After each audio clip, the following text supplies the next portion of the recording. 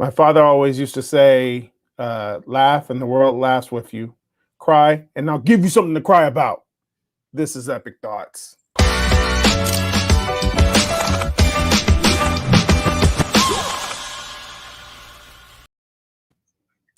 What's up, everybody? Watching us on Facebook and YouTube and on HBTV. And if you're watching us, if you're listening to us now on iTunes, it's time for another episode of your favorite show and mine, Epic Thoughts. I am your host, CEO of Heritage Park, and artist, entrepreneur, whatever you want to call me. Just don't call me after 10 p.m. on weekdays, Roman. And today, my guest she's been on Epic Thoughts before, but this was when she was in Corona. So we got her on virtual, and she'll be making more of appearances. I'm pretty sure of it now because we've been talking for a minute. The wonderful, the gorgeous, the talented Heather Woodman. What's up? Hey, how's it going? Good. Thanks for taking the time out today to do my show. I called you last minute, but I know. Thanks for having me. Yes. You got lucky. I didn't have anything going on tonight. And I prayed that too. So busy. Because Heather, she's kind of a big deal. She's got a lot of stuff going on. But thanks for coming on the show today, man. We have an interesting conversation that I think is going to go well because me and you have several ideas on this matter. Being who we are and the kind of people we are. We're both two very driven individuals. And I literally had to do a show today about this subject because I don't want to call people out on blast, but this weekend I was in Nashville and we were meeting up with a company, and the company, for lack of a better term, just was not, they didn't do things in excellence. Okay. And they did a lot of work in the name of God, but not in the name of structure. So there was no structure. There's no excellence. They actually wanted you to do massive amounts of work for free. And they were saying, well, it's the call. It's the call of the Lord on you. And it was like an aha moment for me because for me, Heather, a lot of people who are entrepreneurs, and you can attest to this because Heather is an entrepreneur. She's a hustler. I told her I had a joke when I went to one of your boutiques. I said I was driving down the street and I saw a little girl that looked like you selling lemonade across the street from the taco trucks. And I was like, that's what Heather would do. She would like, I can't get lemonade? Come over here and get your lemonade. So I remember me and Patrice Knight, because we lived 3 houses down from each other. We created a jewelry and card business and we sold it to people around the neighborhood, because we were trying to save up money to build a really cool clubhouse. And our parents were obviously not going to give us the money. So we were like, okay, how can we get the money ourselves? But we used to hustle all the time. We put on a concert and we sold tickets around the neighborhood. The problem was we were so busy trying to get people to come to make money that we forgot to put a show together. So everybody showed up and we were like, oh shoot, we didn't have any time to put the actual show together. So we had to improv. So we had to use our improv skills. It was a terrible show, but we made money off of it. Hey, you made money off of it. Yeah, the neighborhood parents came out and supported. That's awesome. That's awesome. So yeah, so what I'm talking about when I talk about having sense of excellence and stuff. Mm-hmm. I just could not believe that there are people out there that still just don't work. They just don't work. People still have this mentality that stuff is old to them, and the light is shining off my forehead, my bald head. People have this entitlement mindset. Where do you think that comes from? I think it's becoming a new American societal norm. Because you look at any family that comes from another country, they appreciate work, they appreciate education, and they're willing to pay top dollar for it. They know that, like the Bible says, a man who doesn't work doesn't eat. I think that, those values are instilled into them from where, they grew up. and people here just don't realize how like good we have it, that we have a choice of where we want to work, and that we have the ability to make our own living, to choose our own future. But I think at some point these ideals just got lost in American society, that we just think that everything is owed to us. We want free healthcare, we want free schooling, we want everything handed to us, and it just, nothing is for free, and people just aren't taught that anymore. People don't get that concept. I don't know how or why, but very interesting to me. Yeah, and I always have these moments where I'm in different places where, like, for example, I'll bring up Nashville. I probably bring it up a lot because it's on my heart. I've been keep thinking about it. And one of the things that happened was on Sunday, we went looking for food, and we worked late, so we wanted to eat late. And so we went looking for a restaurant at 10 p.m. 10 p.m. And we're both in California, relatively close to each other. 10 p.m. you could still find food. Almost anything, yeah. Finally, still anything. The whole city was closed for food, like the whole city. And there's people walking around, and I asked one guy, I said, listen, if you just got off work right now at 10:15 and you're looking for food, where do you go? And he goes, that's a hard question. That's a tough question.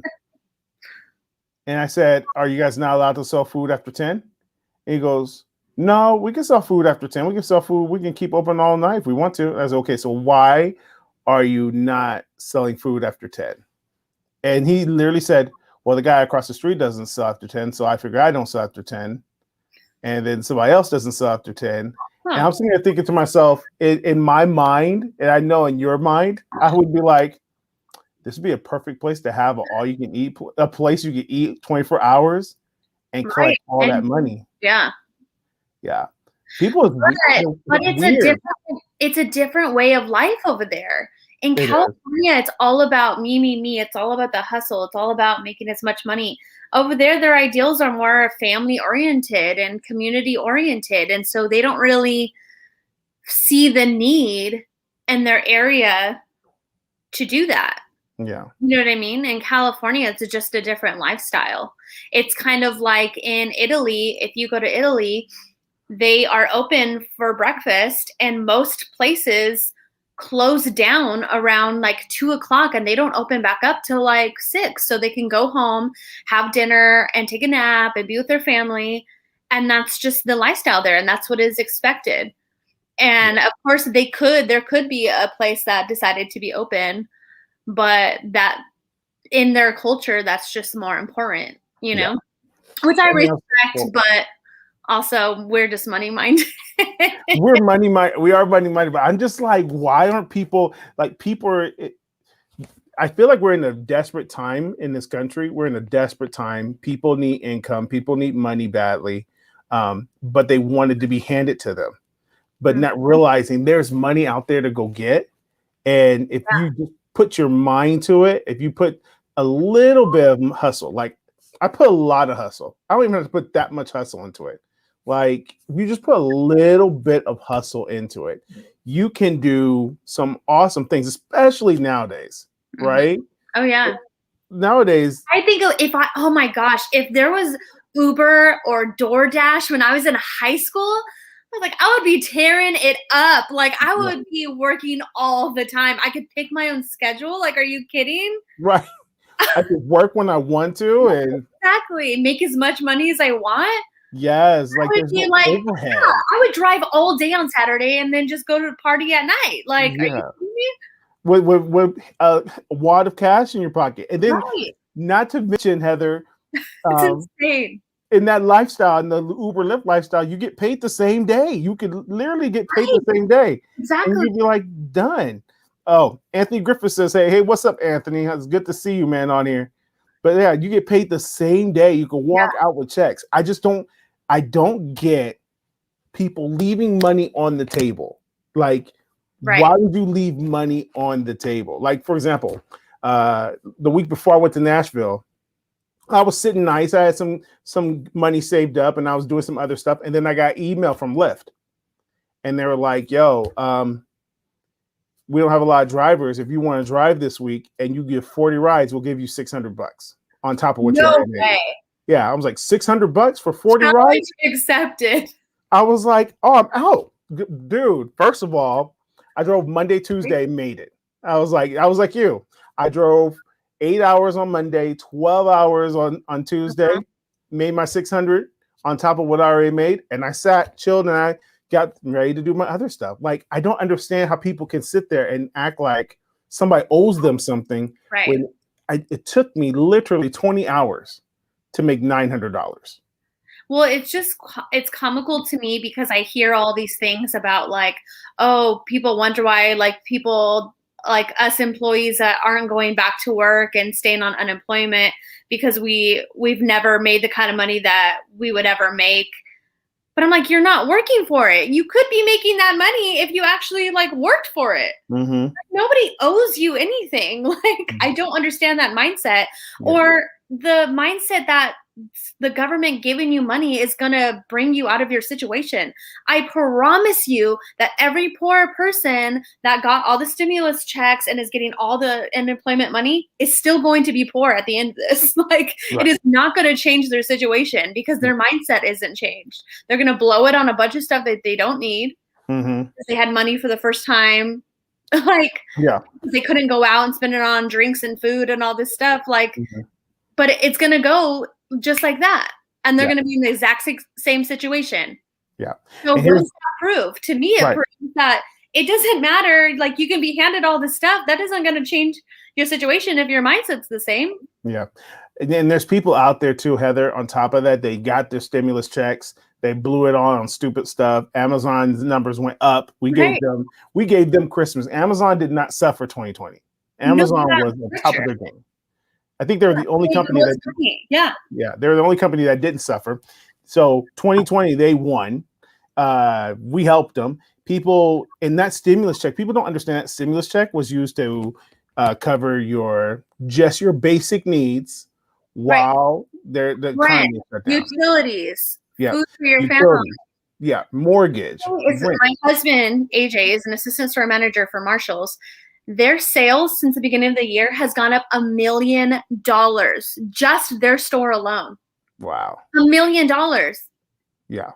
In the middle of a pandemic. Like, here's the scary at Marshalls that is an essential, like, there's nothing essential at Marshalls. Right. The kids weren't even back at school yet at that point. Like, and here's the scary thing. In June 30th, they can start evicting people. And they're expecting millions of people to be out of homes because nobody was paying their rent. And that's what that stimulus check was for. Right. Anthony says entitlement became the norm where participation became a trophy. That's so good. That's so true. Yeah. It's so true. It's crazy. It's mind-blowing. Yeah. I agree with them 100%. All of the I remember when everything first happened last year, and I got an email from our mortgage company, and it was saying all these like options for you that you can have to help you. And then I was like researching it, and it was like a forbearance, and I was like, okay, I'm young. This is the first time I've owned a home. Like, I'm like, I don't even know what all these terms mean. And at first you think, oh, that sounds like awesome. Like, they're gonna like. In my mind, I think they're going to like take what you owe and they're going to put it on the back end of your loan, right? Mm-hmm. No, what they said is you don't have to pay for 6 months, but then at the end of that 6 months, you will owe all of that.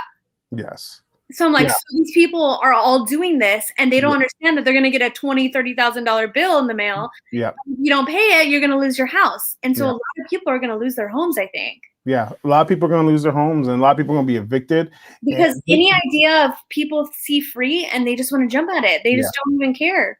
They did the same thing with my car. With my car, when the pandemic hit, I got a letter that said, hey, I think it was the same concept.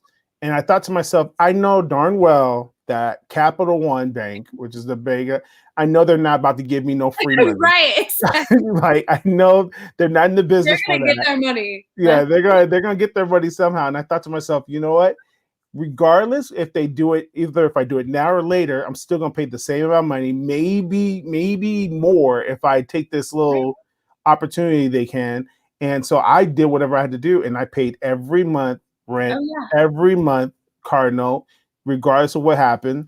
And because I know June 30th is going to hit, and everybody's going to want their money back. These people, like these small time guys. Think that California is going to find a way to get all that money that they gave away back?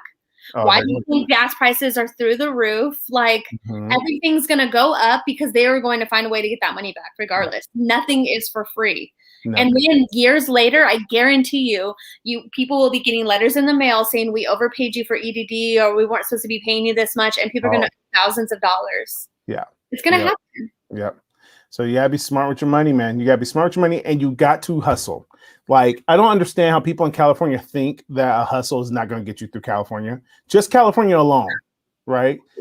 Like, unless you come from a home that's got stupid money, but a lot of the people that we know don't come from homes that got stupid money. So there's a way to go out there. And I'm sorry, I'm just going to have to say this.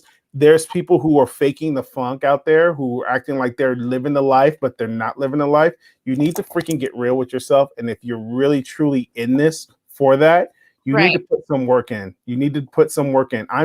Heather, I am personally tired of people thinking, I'm just going to say it because it sounds braggadocious. But after what I happened, and one day we'll talk, I'll tell you exactly what happened in Nashville, and you'll laugh because it was BS. But I was like, I came to the point where I was like, wow. We knew it was going to be, didn't we? Huh? I said we knew it was going to be, didn't we? We assumed that there's a chance, but I didn't know it was going to be as bad as it was. Oh, no. To the point where I was like, okay.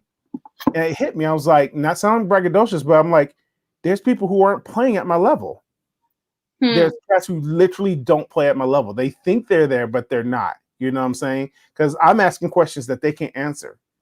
You know, I'm looking at numbers. I'm looking at what that company did number-wise, and I'm looking at what Heritage Park did number-wise, and I'm like, I don't need them. They actually need us. Huh. And it was crazy, but they wanted to, like, they were name dropping names that are not even relevant. Like, yeah, I work with Garth Brooks. Like, who knows Garth Brooks? Like, when was the last time you fooled with him? So it was just like T-Bone the other day. Yeah, I was rocking with T-Bone the other day. Nah, man. Like, somebody literally told me. Oh, no. Yeah. Somebody literally told me, when I wrote this song, the person I wrote the song for was very thankful. And we worked and we did a record together. And I just love Amy Grant, because Amy Grant, if it wasn't for her, I was like, yo, Amy Grant, like, I understand she's a great person, but no one's heard of her in a long, long time. Oh, yeah. And so you have to, and it makes me mad when I see people who are out here trying to look like they're winning without actually trying to win. You know, taking days off, like posting their vacations, and like, you have to hustle to live like this, but they never showed the hustle. They never showed the grind. They never showed the L's they took. They never said, okay, I lost this amount of money because I made this decision. That's just one aspect of this. And it's heartbreaking. It irritates me. It makes me There's most people who are going on vacations all the time, like your friends that you're seeing on Instagram, they are in thousands of dollars in debt. They are putting it on credit cards. Yes. They are not well off. Like, it is such a facade on social media. It's ridiculous. Like, these people aren't successful. Like, they should be working is what they should be doing instead of going to Vegas every other weekend. Like, they don't have money. They're just spending money they don't have. Yeah. And it's creating this misperception that if I'm not going on vacation, if I'm not like getting all these things, then I must be doing something wrong. It's not true. Most people, like the people who made it, you look at Steve Jobs and you look at all these successful people, they didn't become successful until their late 30s, early 40s. They hustled for years to get where they're at. And had a lot of failures. Yeah. Do you ever see like all the young pictures you see? They're in their 20s and 30s in their mom's basement or garage with like an old school computer. Like, that's funny. Wants to look at the pictures right now in their 40s and 50s. Like, yeah, that's a good point, Anthony. I want to speak to that. Anthony was like, he's telling a joke. Anthony's not really serious. I know that. I hate that term. I hate the term "fake it till you make it." I hate it so much because like you said, it's a facade, right? you're showing the world that I'm not genuine, I'm disingenuous. And you have, bro, that bugs me so much. There's people I follow on social media that I every day contemplate, I shouldn't follow them right now because I know that that's not their real life, that they're just faking it. I want people to show me how you got to where you went to. And I'll say all that to say this, and you could piggyback it, Heather. If you're out there in social media and you struggle with comparative reality, where you're looking at somebody else's life and you're judging your worst to their best or what you're seeing, you need to know that what you're looking at is not necessarily real. People know how to get the right angles. Perfect example. Heather, I got the perfect example. This is crazy. So right now on the Heritage Park YouTube page, you'll see my new music video for song No Love. So we actually rented out a studio to shoot it in a sound stage. So when we got there, I was, making connections. So I'm talking to the guy who runs the studio.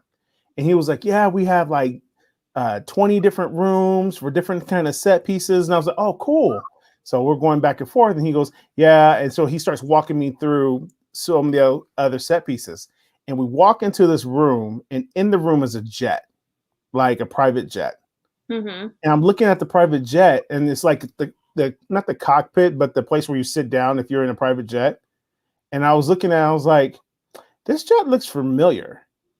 And he goes, oh yeah, kids will rent this room out to do IG pictures to make it look like they're on a private jet. And I was like, yo, and ever since he said that, I've actually literally seen people that are my friends struggle. The struggle's real, but it's worth it. And they're on a set. They're not even on a jet. And I'm like, that's insane. Bro, that's a brilliant business idea, though. Great business idea. Great business idea. And and that's what I'm saying. And think about, he didn't put that much work into his business model. He has a warehouse with different rooms, and he charges people so funny hundreds of dollars to come in, take their picture, and be out. Yeah.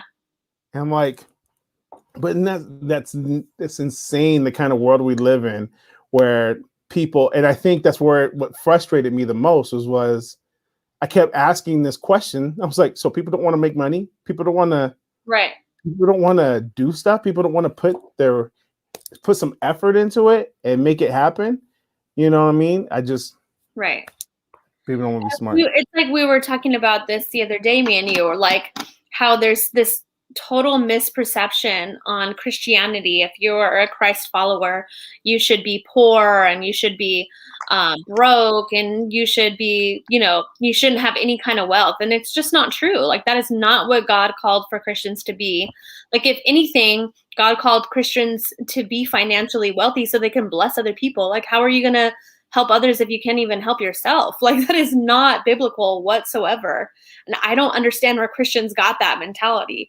Yeah, there were disciples in the Bible like John who, lived bare minimum, but that was what he was called to do. That's not what everyone else was called to do. David wasn't called to do that. David was a king. He had many riches. Yeah. Like, I don't understand where that came from. It's a misquote mostly from the scripture that says that they misquote it when they say that the money is the root of evil, but the scripture actually says the love of money. Right. And that's a different mindset. That's a different mindset. And honestly, that's more of a poverty mindset than anything else. Right. Greed. Yeah. You love money. That's why you never have it, because you. And a lot of the middle class falls in that line more than like actually wealthy people who started from nothing and worked their way to the top. And here's a scary thing here, Heather, is you mentioned the middle class. Give it like 2 more years, maybe even less, or maybe 5 years, less than 5 years. I don't even think there'll be a middle class anymore. Oh, I don't think so too. It's slowly deteriorating. The middle class is deteriorating, bro. And what sucks is when a class starts to deteriorate and the economy doesn't adjust to the class, it's going to be massive wealth or massive poverty. Because the government that we have in place now, really, and that's on either side. Yeah. Doesn't matter if you're liberal, conservative, Republican, Democrat. Both sides want money. Both sides want power. Mm-hmm. And they don't want the middle class because it is the middle class that has the power. Mm-hmm. Because the poor people will always be able to be controlled by money, and the rich people will always be able to control because of their money. Yeah. The middle class is what's kept democracy, and you get rid of that, we will no longer have it. And it's happening every day. It's slowly becoming. And here's the crazy thing, to add on to what you said, they don't adjust. There's no adjustment. So, for example, the poverty level in this country has stayed the same close to 10 years. Mm-hmm. So right now, the poverty level, I think maybe 11 years ago, it was at 28,000 per household. Okay. It didn't matter the number of the household, just 28,000 per household. Today, 10 years later, it's 33. So it only went up $5,000. Okay. And at 30, look, I can't imagine you give me 33,000 for the whole year. I'm probably going to piss on myself. There's no way I can do that. But that's where a lot of Americans are teetering literally right above it. They said in California alone, the average middle class home is incomes between 38 to 40, probably less than 45. And that's going to go to the point where, imagine if the cost of living keeps rising and the poverty level stays the same, because the government only helps people at the poverty level. Right. So that's why they never raise it, because that means they'll have to help out more families. So you're going to see families have to make a decision. And because it's just easier to fall below that line, they'll fall below that line. Right. And they will purposely not work, and not try to get out of their situation because they can't afford to be above that tier. Yeah. Or they think it's impossible. Mm-hmm. And on the other side of that spectrum, they said if you make this financial guru saying you make $400,000 a year, that's equivalent to 1 million. So if you hit 400,000, you wouldn't know the difference between 400,000 and 1 million. Because of taxes, right? Because of taxes? No, just because of lifestyle. It's not really possible unless you're trying to be like a hardcore rapper and stunt all your money. $400,000 a year will take away a lot of the stress, and there's no anxietal difference between somebody who's making 400,000 and those making a million. So with that being said, it's not as stressful as people think it is, and it's not such a high mark that they actually are calling people who make $400,000 a year millionaires. Because because when you hit that mark, you are able. And what a lot of Christians don't understand is you're right. Money is a tool. Right? Money means freedom. It actually means freedom. Right. Like if I didn't have the money that I have, I wouldn't be able to do half the stuff I'm doing. Now, listen, I'm nowhere near 400,000, but that is the goal. Right. I'm not near that, but I'm a lot better now than I was years ago. And all it took was some concentrated effort, moving things in the right direction, and changing your mindset. Changing my mindset. And I think that was the number one thing. So let's talk about that. What are some keys of changing the mindset in your mind? I think it's all about perspective. If you're always going to have a defeated mindset, if you're always going to think you can't, if you're always going to find a way out in any situation, whether it's a personal situation or when it comes to finances, you're never going to get out of your situation. It is all about your perspective. If you think the world owes you something, then you'll forever think that. You'll forever be waiting for the world to owe you something. If you don't actually take the steps, if you don't actually dedicate your finances, find a place for every dollar to go to, do the work, you're never going to get out of your situation. It's just not going to happen. Yeah.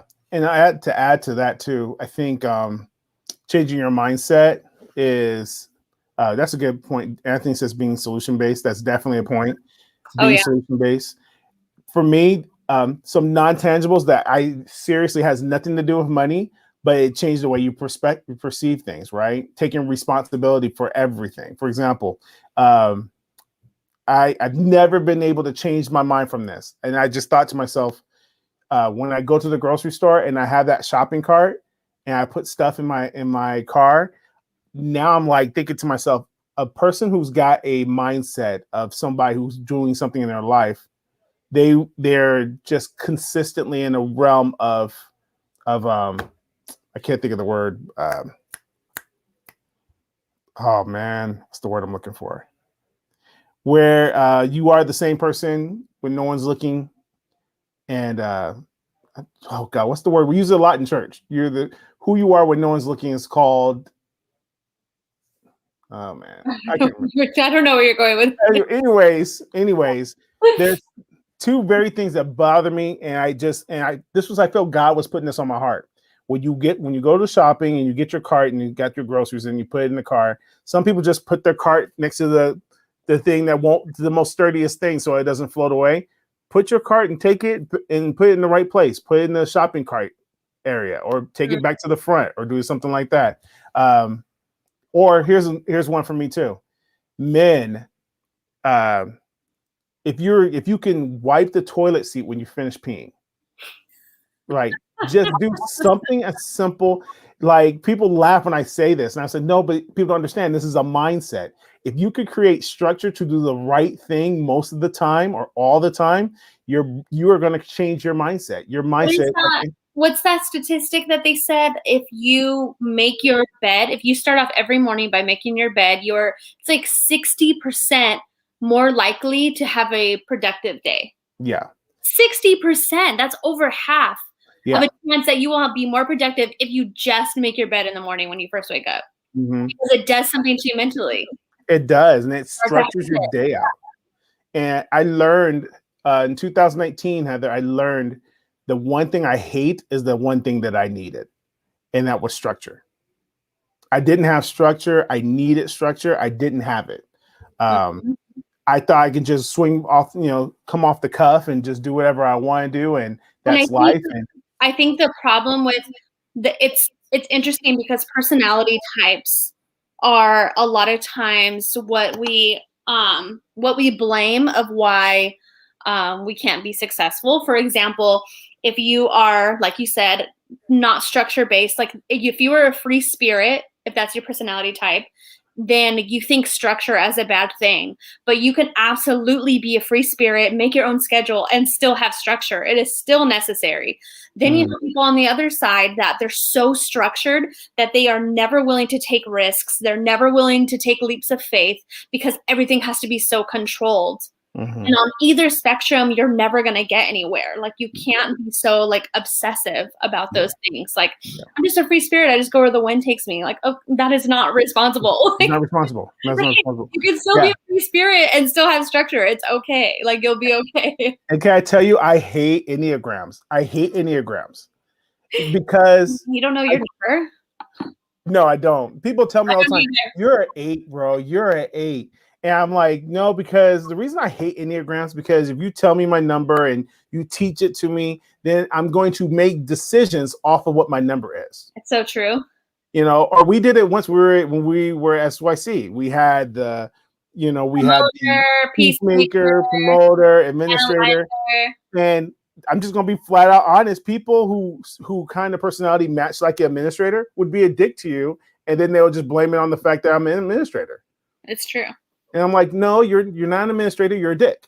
Like, you're just being a jerk to people. Yeah. And people are like, well, I'm this way because I'm an administrator. No, you're a jerk. And so when people hear, oh, this is the kind of person I am, they'll make excuses for themselves because, oh, that's just the 7 in me. I like to sleep in late. That's the 7. That's so true. Yeah, I'm like, okay, forget what the scripture says. A little resting, holding your hands is where your poverty comes.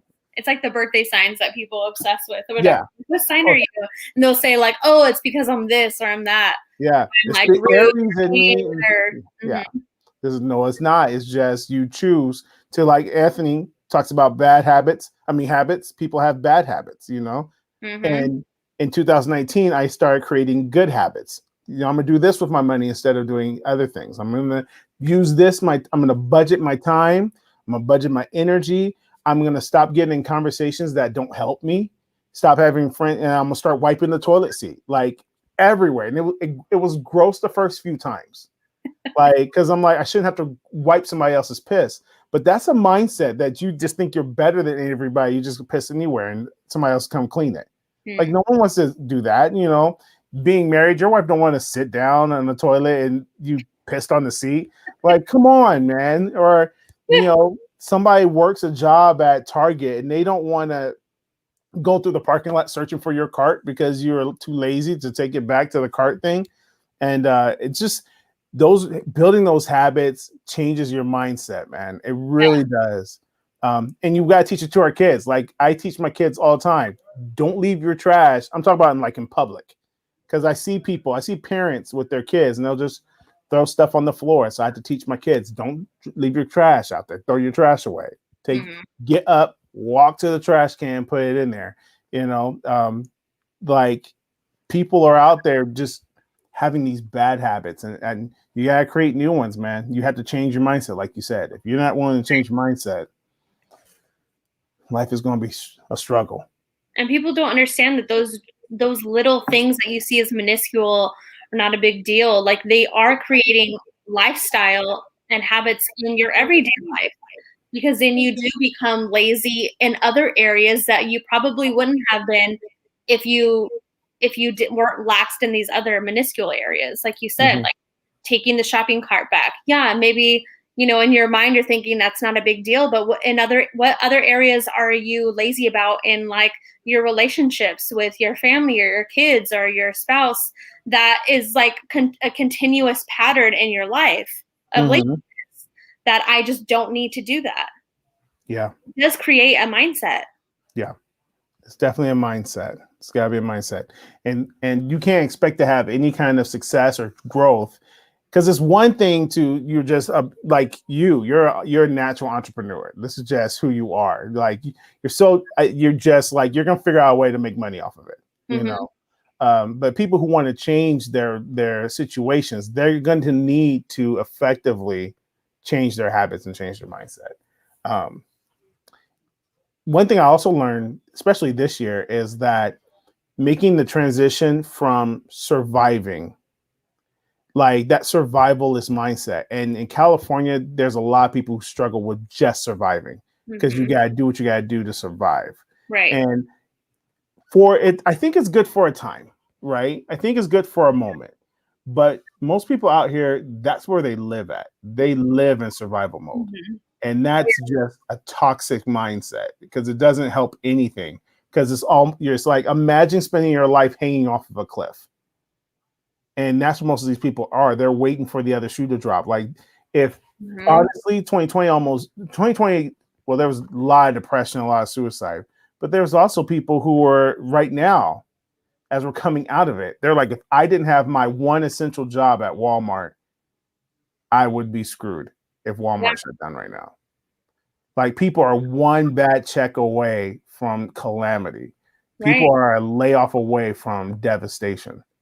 And to stay there for a long period of time is extremely toxic.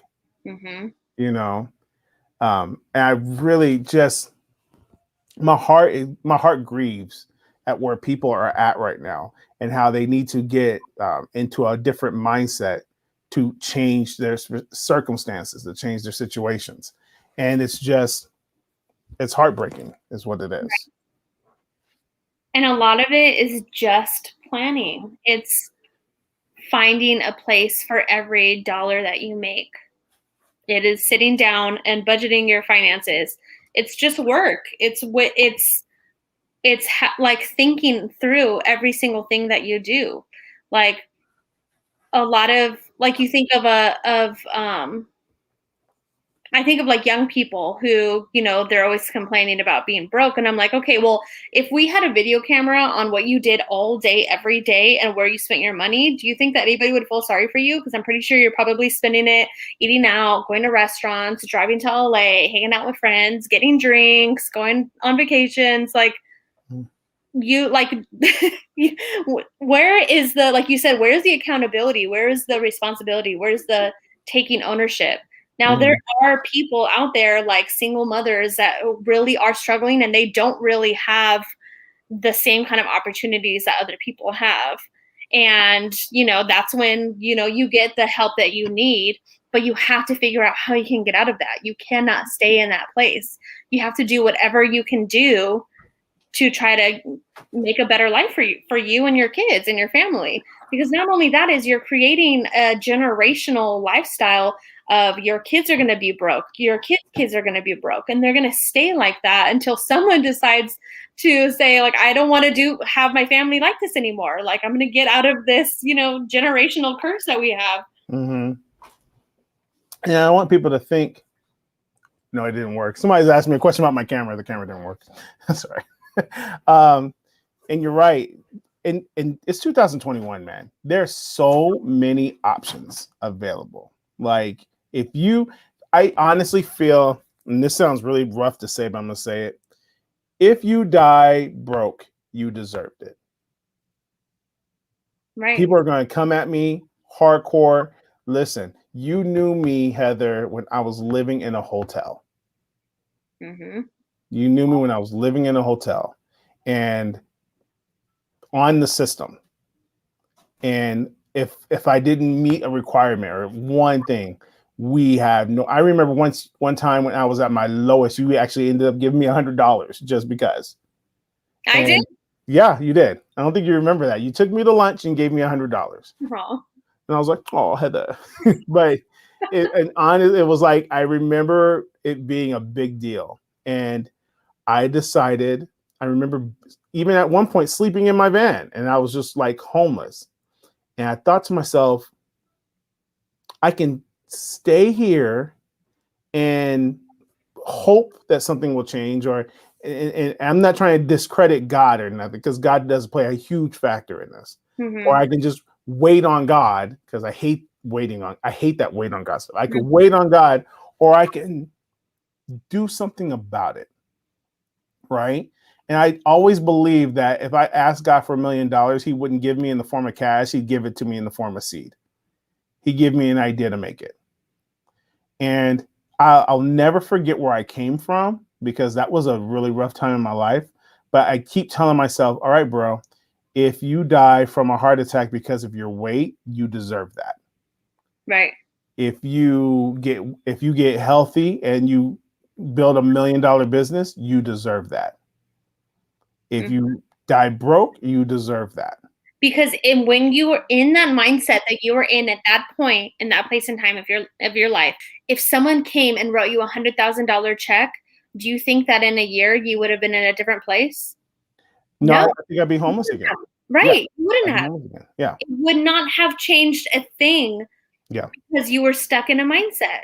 Yes, exactly. You would have gotten that money and like, oh my gosh, I can take all my friends out to dinner or go on a nice dinner, or just bought a bunch of stuff that. Floss it. I'd be flossing.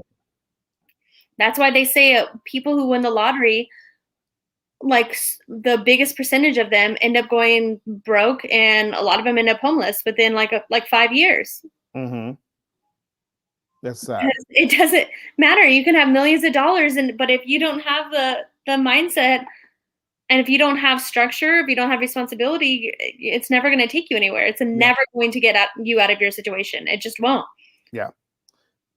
That's why God doesn't. That's what they say. Like, if God can't trust you with $100, he can't trust you with $1 million. No, not at all. If God had given you, if you would have won the lottery, that would have done nothing for you. If anything, it probably would have put you in a worse position than you already were. 100%. 100%. And so with that being said, people need to get over themselves. Like, I'm baffled, Heather. I've been baffled. I just don't. Right. I'll have to come over one day. We'll talk in detail what happened. It's hard because it's like you see people who became successful, and they started from nothing, and they worked their butt off, and they became successful, and they're always so passionate about trying to help other people. Like, I know you guys aren't going to believe me, and I know, like, but please, like, listen to what I'm saying. Follow these steps. Like, if I can do it, anybody can do it. They always say that because it's so true. Mm-hmm. But people just will not take the step to do it. But that's why they get so passionate. That's why they get so frustrated, because they're like, I was in your position. I know where your mind is at. I was there. I was thinking the same things as you. Yes. And I did the steps to get out of it. Like, so you can too. I know you can. Yeah. You know what I mean? It's like people who finally start, like, who have been big their whole lives and finally start to lose weight. Like they literally say, if I can do it, anybody can, because they're like, I know the mindset that you're in. I was in the exact same mindset. Yeah. Never believed I could do it. Just gave up. Could never commit to anything. And then there's that one break because they finally changed their mindset. They finally hit rock bottom to where there was no, maybe I can do this. No, I have to do this. Yes. It is going to happen. I'm going to take responsibility for my own actions. It's nobody's fault. It's not what happened to me as a kid. It's not, my husband, my wife, my spouse, my parents. Like, you can't blame people forever. Like, your choices are your choices. You are an adult. Yeah. Make the right choice. Do it today. Yeah. It's literally a choice. Listen, broken skeptic is a very dangerous combination. And and you add laziness to that, it's very, very dangerous. Most people are lazy because and it's because it's like a spirit. You're lazy because you don't love yourself, because you don't value yourself. You don't value your time. You don't think that you're worth it, and it's not true. Yeah. Yeah, definitely. It's definitely not true. And so we can talk for hours. Oh, yes. Me and you. And we have talked for hours. We've definitely took hours. And we will. But we have 3 minutes left in the show. And I want to remind people that, what do I want to remind them today? Go to heritageparkproductions.com and check out our website. Also, if you go to the store on heritageparkprod.com, you'll find our Epic Thoughts shirts and Epic Thinker t-shirts.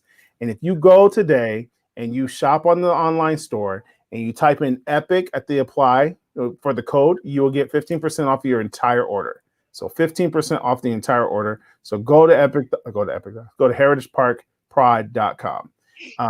And one more commercial that we have to share, which they didn't make a banner, so that's okay.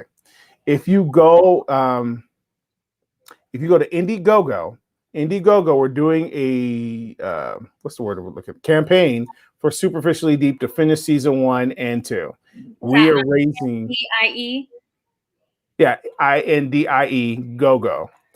And then for a project, you type in Superficially Deep.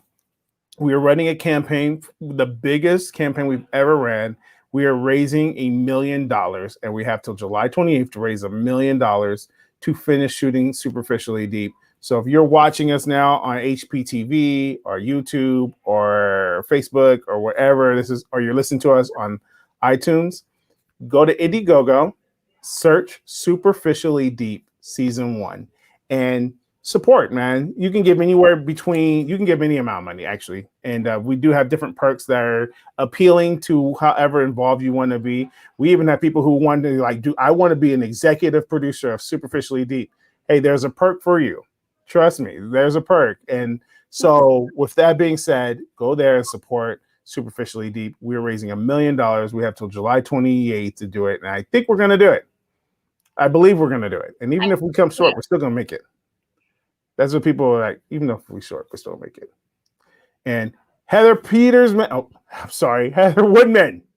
It says it right there. Formerly Heather Peter. Heather Peter.